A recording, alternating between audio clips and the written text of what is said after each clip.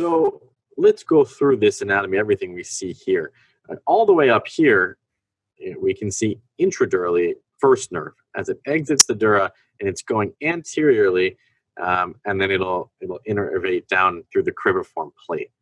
Second nerve runs on top of the carotid here, entering the optic canal and going into the orbit, right just medial to the anterior clinoid process.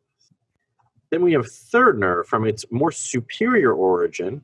It has a slightly inferior direct course, goes on top of the posterior clinoid process, goes through the oculomotor triangle, exiting the dura, entering the cavernous sinus, on its way to the superior orbital fissure. Then we have fourth nerve. Remember, we're numbering down. So 1, 2, 3, 4. We have fourth nerve originating all the way posteriorly on the posterior margin of the brainstem, coming around laterally the brainstem, coming anteriorly, running with the fridge, the tentorium. The tentorium is cut here. This is a cut. And it's coming in, it's coming with the free edge of the tentorium. It's exiting the dura, entering the cavernous sinus, on its way to the superior orbital fissure. Then we have fifth nerve. Fifth nerve has a course that's pretty straight, except as it comes up from the brainstem, it kinks up ever so slightly to go on top of the petrous ridge right here.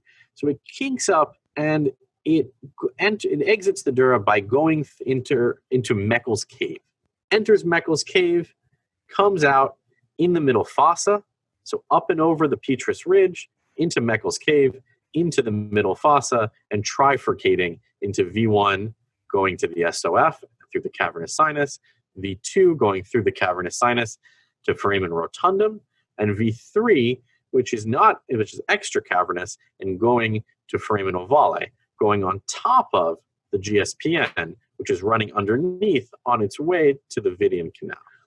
Down here, which we don't see in this picture, we also have sixth nerve.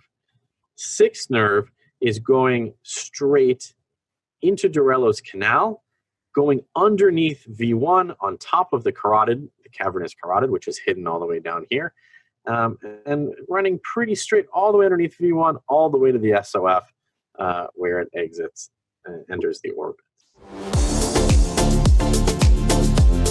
Hey everyone, Ryan Rad here from neurosurgerytraining.org. If you like that video, subscribe and donate to keep our content available for medical students across the world.